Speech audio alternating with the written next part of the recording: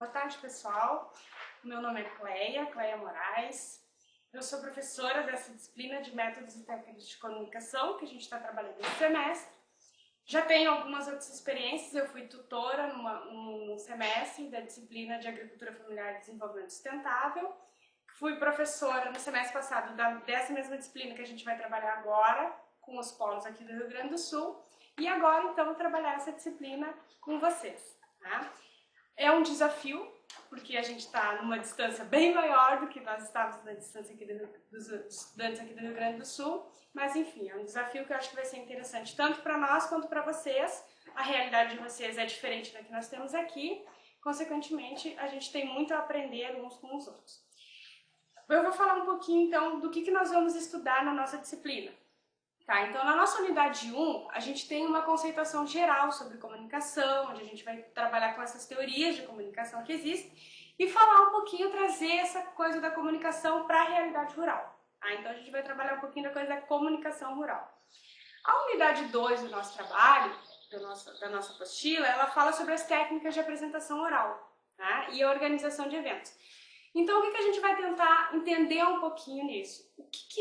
Quais são as qualidades que um apresentador precisa ter, né? O que ele precisa ter de características psicológicas e sociais para poder fazer a oração de um evento ou a apresentação de um trabalho, enfim.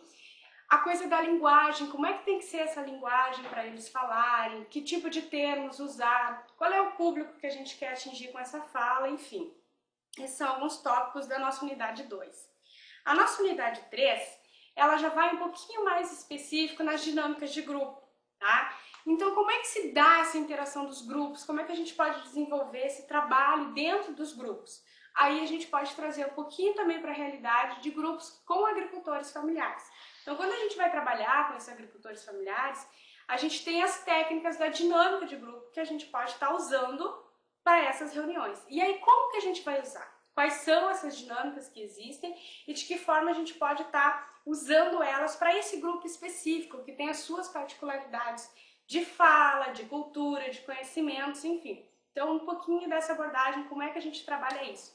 E quais são as dificuldades que a gente tem para estar trabalhando essa reunião de agricultores em grupo, né? Essa interação entre eles, já que a gente tem a particularidade de um certo isolamento que existe no meio rural. Né? Então, como é que a gente trabalha isso? Como é que se dá essa interação numa sociedade que agora é rural e não mais urbana? Né? A gente tem as realidades diferentes. Na nossa unidade 4, que é a nossa última unidade, a gente vai tratar um pouquinho dessas novas tecnologias de informação. Né? Então, o que vem o avanço da internet, né, dos vídeos, a própria educação à distância que a gente está trabalhando agora, quer dizer, quais são os desafios que essas tecnologias trazem, né?